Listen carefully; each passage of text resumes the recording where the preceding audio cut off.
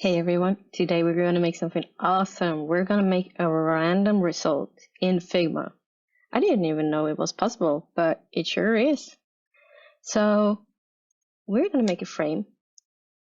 It doesn't really matter how big it is, just as long as we are consistent on it. So what we're going to do, we're going to make a duplicate down of it, and we're going to make it in a different color just so you can see the differences.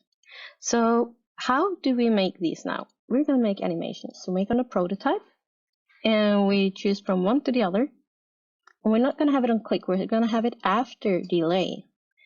And we're going to keep it at the regular settings from now, and we're going to do the same one on this one and after delay. So now we're going to test what will actually happen with these boxes. See that? It jumps between them. So that's pretty cool. But that doesn't really give a random results, right?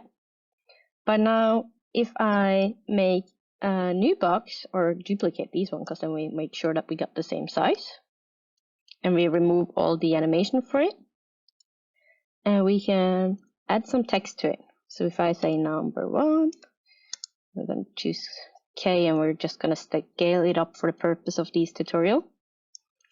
And we are duplicating this one over here, and we are choosing number 2. So what will happen now is we will take this first one, add a prototype, go down. So on click, it will go down. And we do the same on red. If you press red, on click, you will go down to number 2. So now we're going to see again. Now it switches between the colors. Now if I press red, we get 2. And now we have to start it over again if we want it again. If I press white, I will get 1. Right? So that's pretty cool. So, but if I want to do something that can make me do it over and over again, I'm going to take on click, I'm going to go up again. And on click, I'm going to go to frame 1 again. So that means that when we are in the prototype and we press again, it will start switching, right?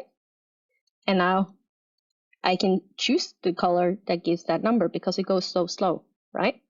But if we go back here and instead after delay 800, press 1, and the same one on the white one, we press 1, and we go into this prototype. Do you see it blinking? That's how fast it goes. It's so difficult to actually decide what you're pressing. So it will get all random. But of course, you see the colors. So what we do is we change this one, go into the colors, we choose this one, and we're going to make it white. And just for the fun of it, we are going to add, I'm going to add my logo, just because I can. I'm going to have that in the middle, so you can see that was in the center, right? And I'm going to do the same with this.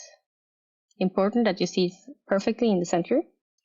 So now we're going to go back here. So now whenever you press my logo, you never know why or when, but you will get a random result. And that's how you can make something randomized in Figma. I'm super excited about this, so be sure to let me know, what did you make out of this? I hope you make something cool, and I will see you soon.